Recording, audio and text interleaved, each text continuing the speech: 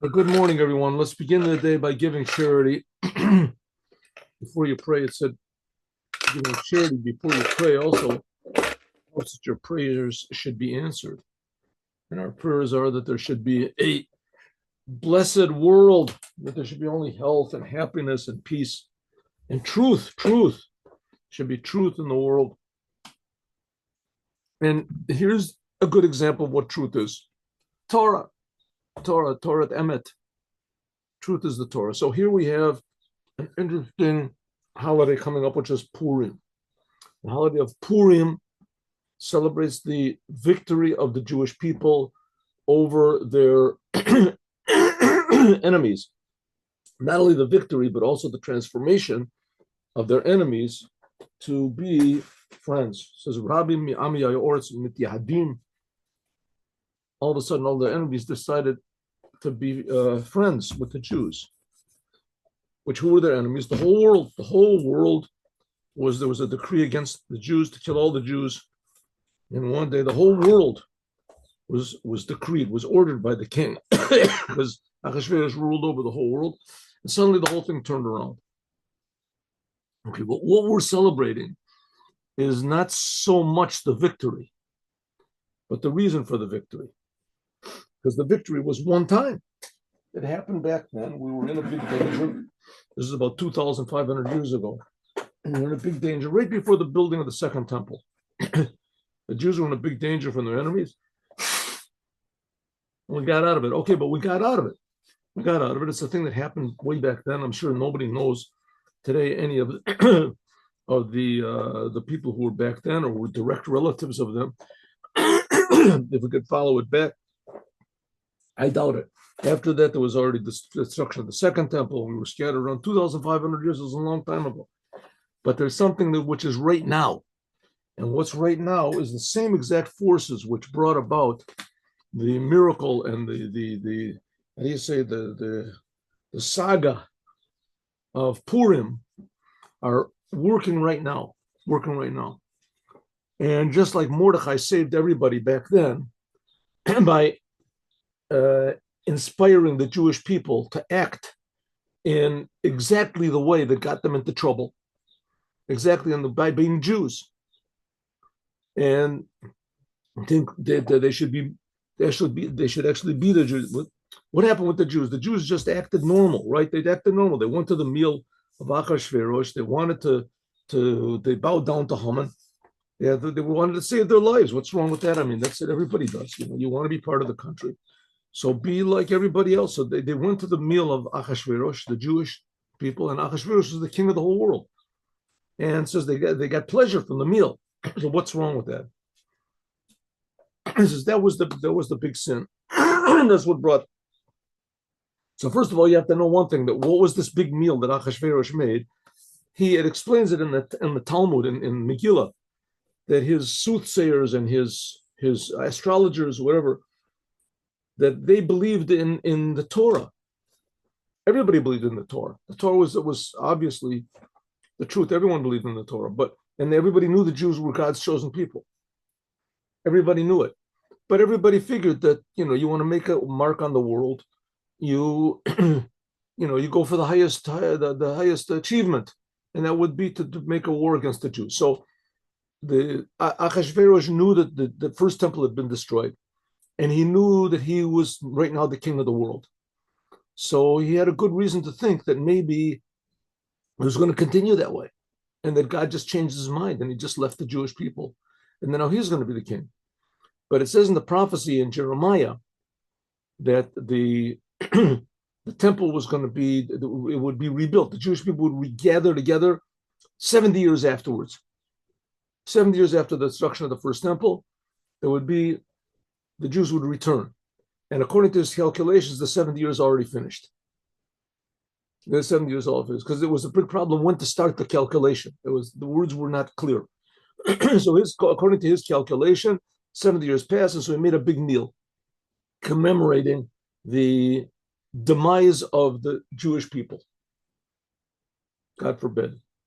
And the Jewish people said, I mean, we better go along with this because for two reasons. Number one, first of all, he's the king. So he's the leader. And second of all, maybe God really did leave us. Maybe it's really true. Not taking any chances. So they did it.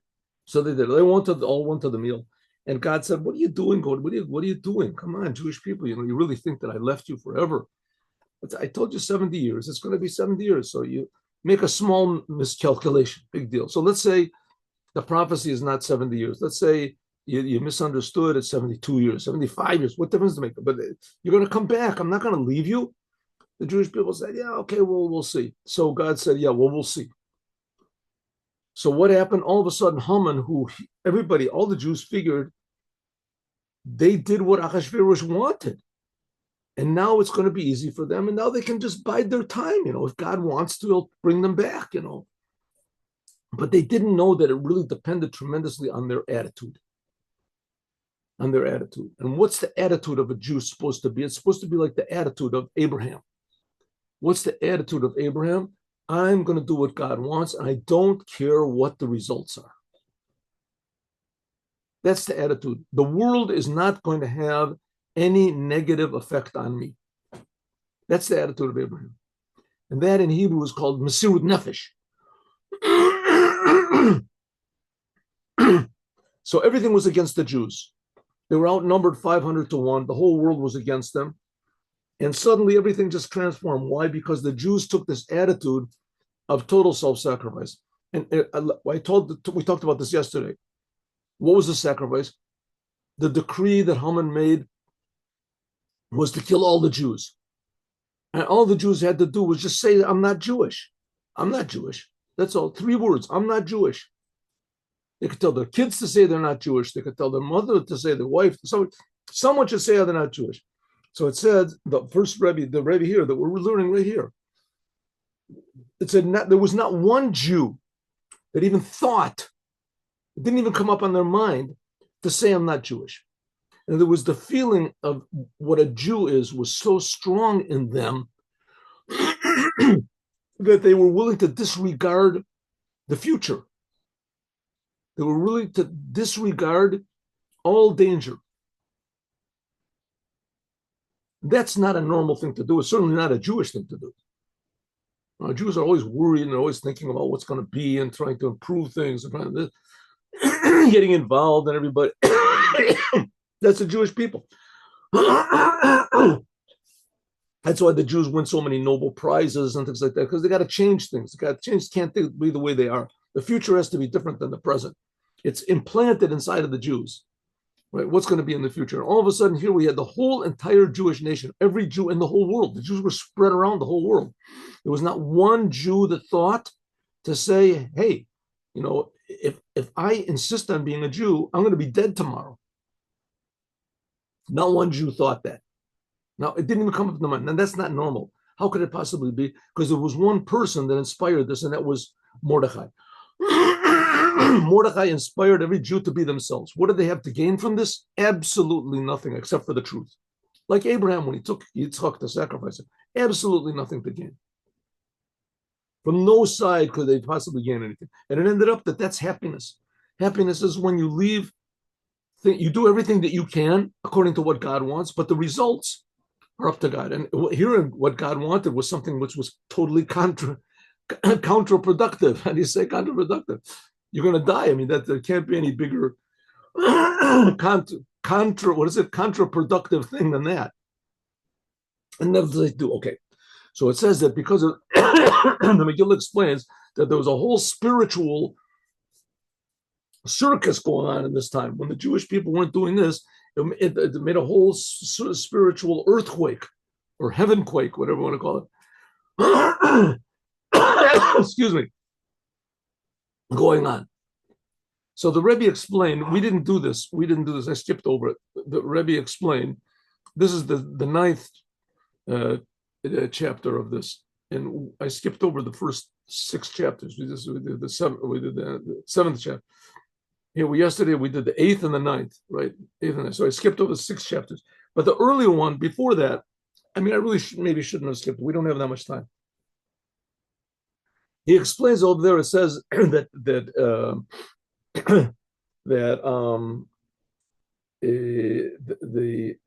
Haman made his decree. He was going to kill all the Jews, right? And it said on that night, the king couldn't sleep. The king, Achashverosh, couldn't sleep. So he ordered that his diary should be brought to him. King had a diary. Divrei Yomim, it says. And over there, he said, he wrote something that, wow, he had forgotten about this. And what was it? That two of his servants plotted to kill him. And that there was a man called Mordechai, a Jew called Mordechai, that was one of the king's big advisors. And he overheard them. He understood the language. They were speaking in some sort of weird language that nobody understood, but he understood it.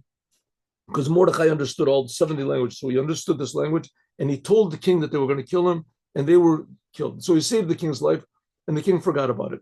But all of a sudden he remembered that, wow, so happens to be that Haman is rummaging around in the king's backyard. He's building the scaffold, which is like 75 feet, it's like 8 stories high. And the king says to, who's in the yard? And they say, Haman. He says, tell him to come. So the king says to Haman, what should the king do to someone who he wants to really honor? And Haman thinks he's probably talking about me. So he said, bring the garment and the horse of the king. You should bring the king's garment and the king's king's garment and the king's horse. And he also says the king's crown, but the king doesn't do that. Brings the king and put it on the person that the king wants to honor. Haman thinking that it's him. And the king says, Achashverosh, good idea. Call Mordechai and do it to him. Bring my horse, put Mordechai on the horse, and give him my garments. And you lead him through the streets and yell out, this is what the king does to one who he wants to honor. This, of course, was the worst thing that could possibly happen to Haman. This is if you would have said, the king would have said anything else, it would have been a big disappointment to Haman. But this was the biggest of all, because Mordechai was the only person that did not bow down to him. And in 1 second, Haman came from the highest to be the lowest. I mean, he didn't reach the lowest yet, but he was on the way down. He saw he was going on the way down. He was number 1, and now all of a sudden he is number 2. He's under Mordechai. He was bigger at it. So the Rebbe explained earlier that according to Kabbalah, the horse, the sus, is another Kabbalistic way of saying the way that God brings his blessings down into the world. Just like a horse brings a rider to a place where he usually couldn't go. So God's ability to reveal his blessings in the world quickly, that's called also by the name of a sus. And previously, God gave the blessings to Achashverosh and even to Haman. Haman was number 1 in the world. And suddenly everything turned around because of the self-sacrifice of the Jews, because Mordechai showed them that that's who they really are. And suddenly everything turned around. So that's what it said. So the king said to Haman, you take the horse and the garment and give it to Mordechai. That's what it means. Vayikach Haman et levush v'tasus. Haman took the garment and the king's garment and his horse, and he gave it to Mordechai. Now, maybe to put this in a little bit realistic terms, what we're talking about, this is like, let's say, I mean, nowadays we have what Khomeini, whatever it is in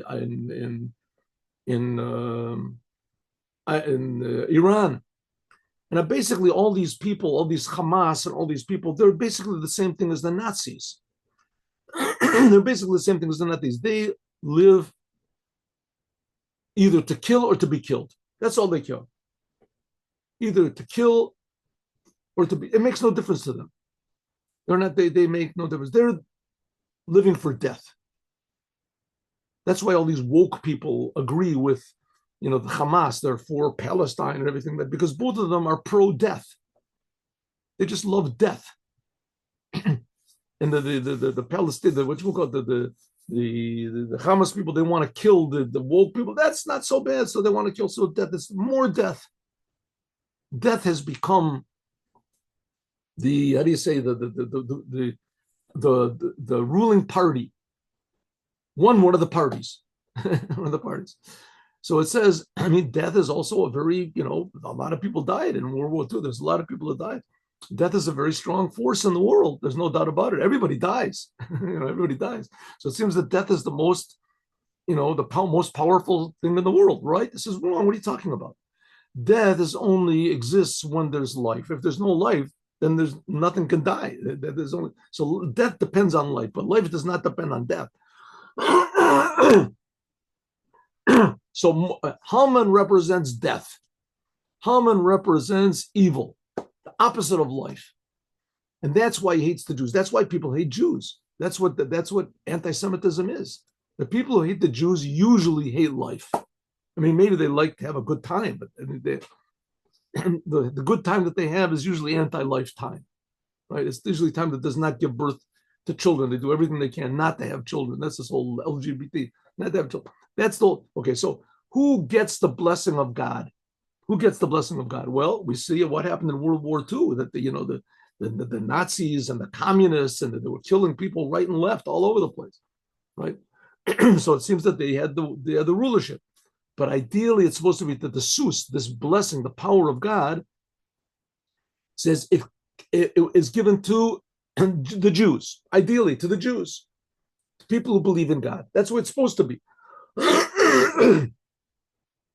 But that the Haman will take the garment, the forces of evil, which actually take the garment and give it over. That's like the raising of the dead.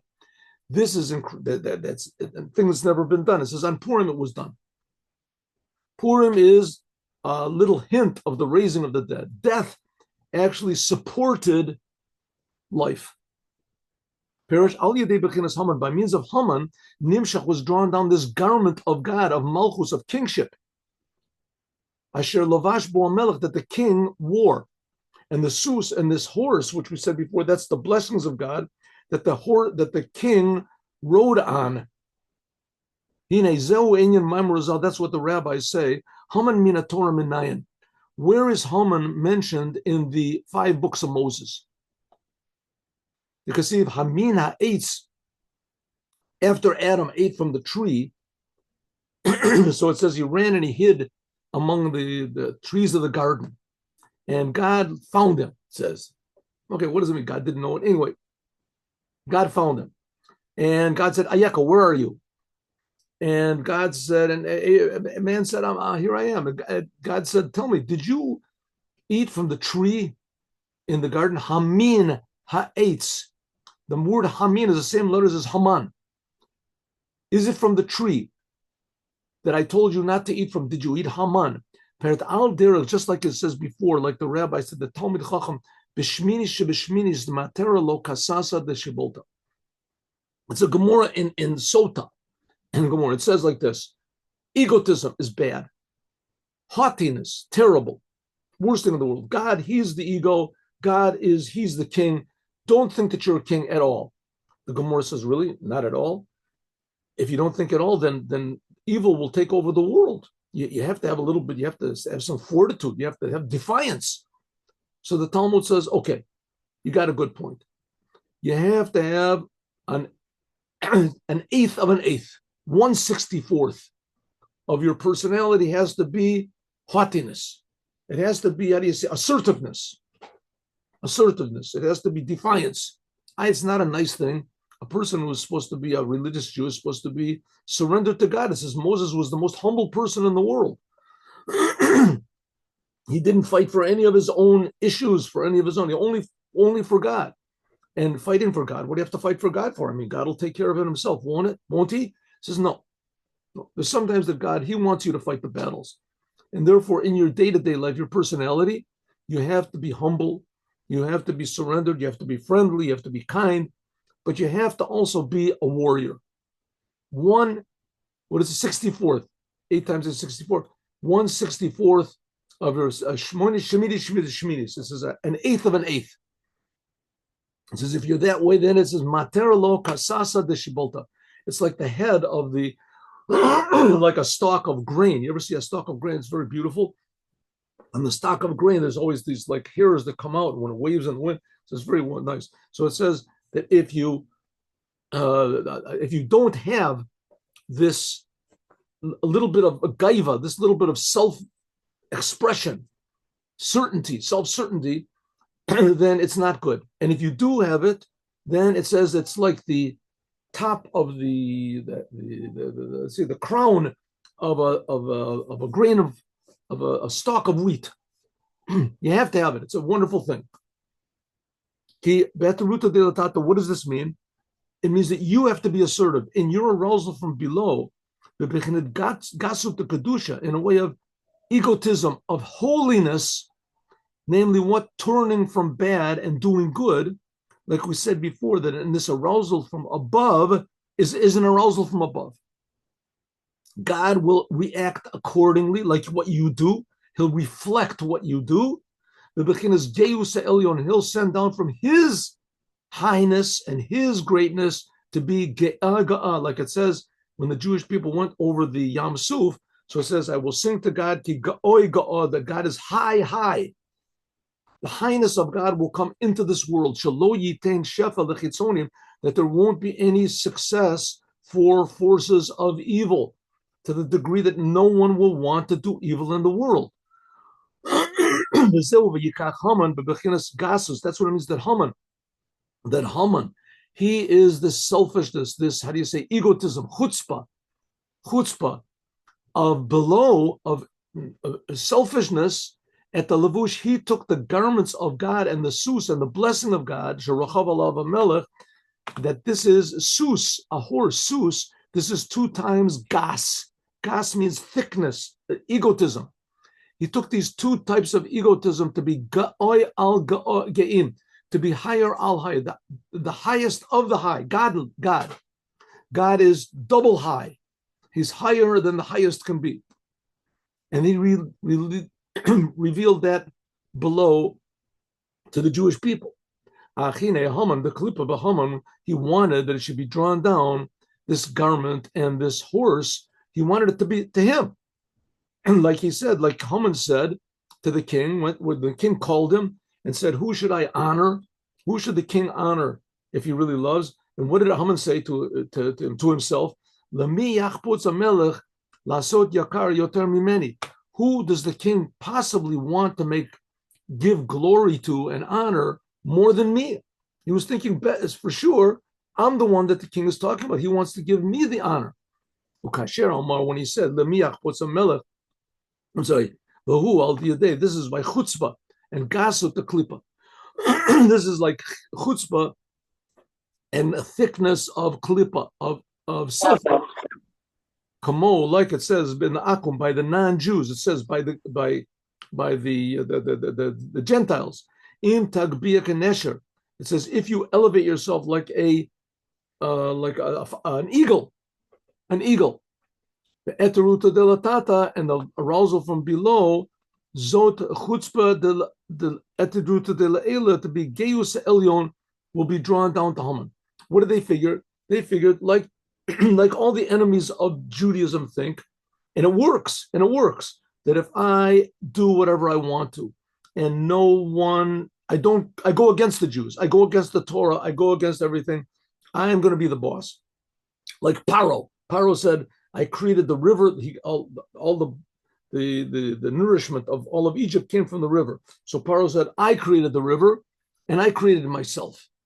How could he say a stupid thing like that? So because God makes God created everyone in his image. We're all created in God's image. And so everybody naturally thinks that I'm God, right? I'm God. It says, yeah, but God created you in his image. It was God that created you in his image. You didn't create yourself. God created you in his image. So to give you the choice, if you want to think that you're God, you can do it because God created you that way. But you're wrong. You're making a mistake. That's not why God did it. He did it in order that you should overcome this desire. You should overcome this chutzpah. Then that transforms to a different type of haughtiness and highness. That's the sus. Sus is 2 times gas, 2 times egotism. And Haman thought that everything was going to come to him. And it works for a while, right? It works. But the king said to Haman of Klippa, of the evil, Shiafok, that you, Haman, should transform to holiness. You should be a servant to Mordechai. Haman to Kedusha. You should be Haman of holiness. And one of the big enemies of Judaism is Esav. Esav is like Rome. Esav is like the whole exile that we're in now is Rome. But Esav is a brother of Yaakov. He's Yaakov's brother. He just turned his holiness that's why he wanted so much the blessing from Yitzchak, from his father. Esav did. And he just turned everything he had into egotism, into destruction, and he hated his brother. It came from that also. Anti-Semitism came from that also, from Esav against Yaakov. But ideally, what it's supposed to be is, it says, Yabom Moshiim Bahar Tzion Lishpore Esav. It says that in the future, it's going to be that all of the anti-Jews, all of the church and all these forces, they'll realize, hey, what are we doing this for? We're getting nowhere. Right, we're elevating ourselves, and we're pretending that we're God, and we're not God. Suddenly, they'll all realize it, and that's exactly what happened. The king told Haman of Kedusha that you have to give the garment to Mordechai. This Mordechai, that's this 1/64th of haughtiness, of holiness that there has to be. The matra lekasasa, like it says that it's like it crowns it like the top of a stalk of grain, the shibolta, like we said before. That it's a beautiful thing. If Jews use it in a proper way, then it's a wonderful thing. It's a beautiful thing. It defies all evil in the world. And that's what's necessary. That's what the Lubavitcher Rebbe said over and over to the leaders of Israel. Just be strong. All you have to do is just be strong. Just be strong. If you really want to truly be strong, then you have to look into the Torah. Then you have your true identity. Without that, you're going to be like a piece of chaff in the wind. You're blowing over. You don't have any roots. The roots are supposed to be the Torah. When you do have the Torah, then you can be strong. That's this Mordechai, the 1/64th of defiance that you have to have. That's what it says. Haman mina Torah minayin. That's what it says. The rabbis say Haman. Where is he mentioned in the written Torah? Where is he mentioned? That Haman of Kedusha, Haman after he has been transformed, that the powers of evil, the powers of selfishness, God only created them in order to force the Jews to defy them, to force the whole world to conquer them. It's a challenge. That's what it means. Where does Haman, the good side of Haman, where does it come from?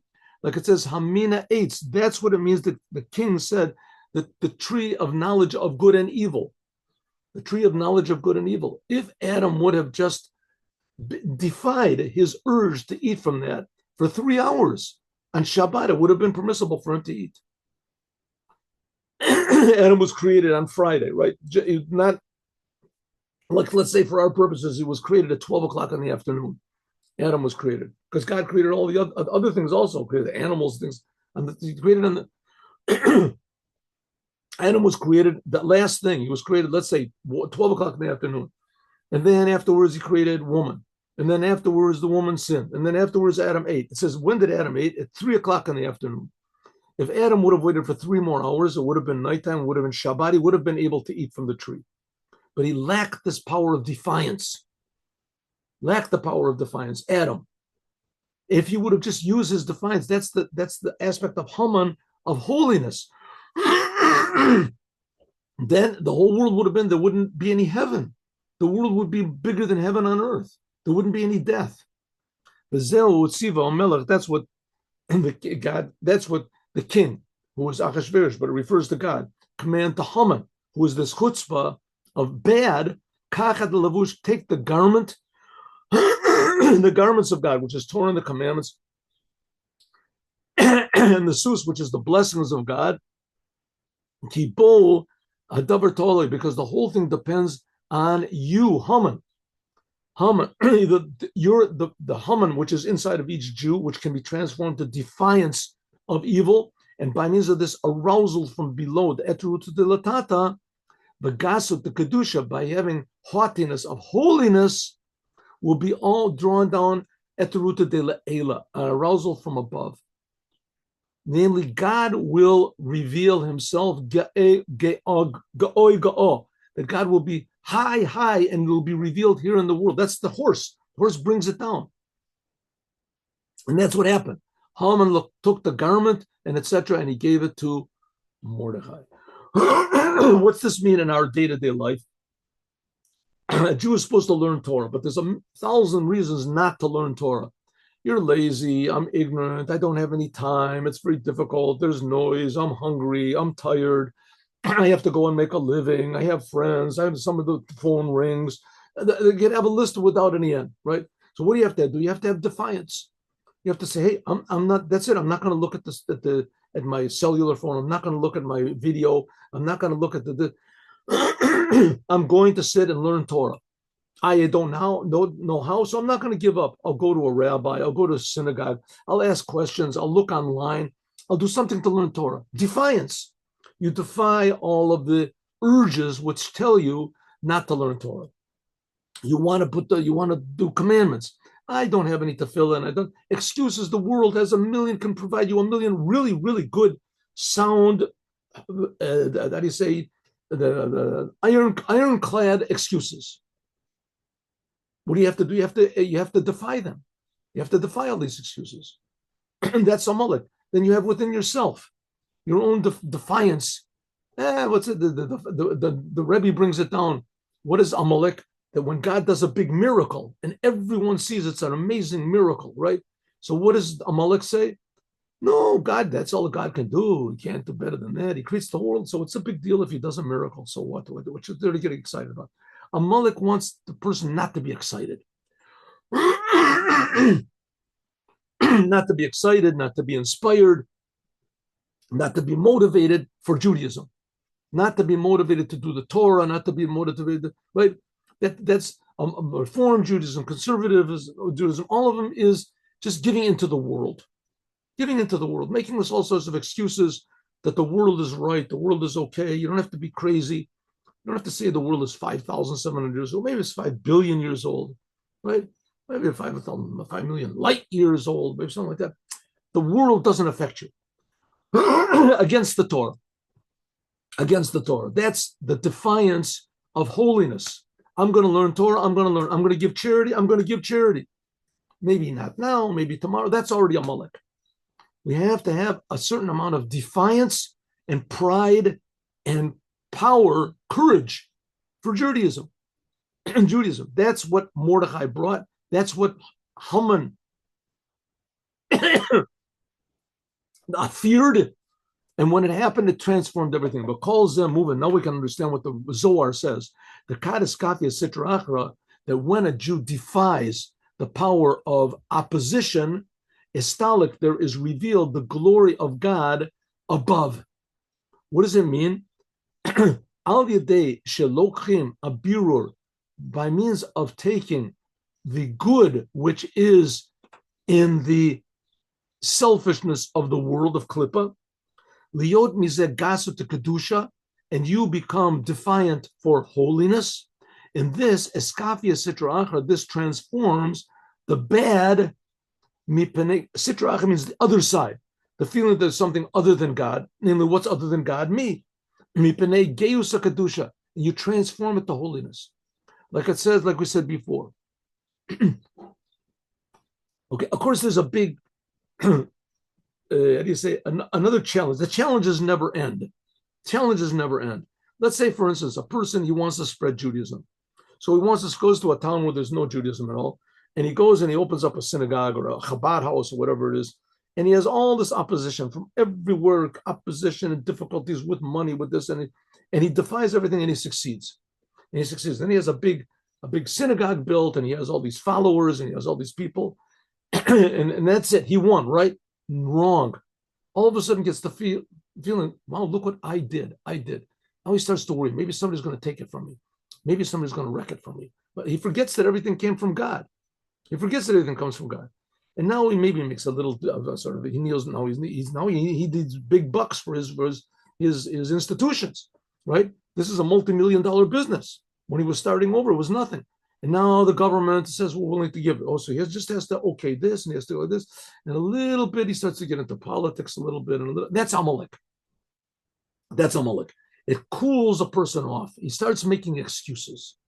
Like my teacher, Rabbi Mendel Futterfass, you said, a teretz is a sheretz. An excuse is a disgusting thing.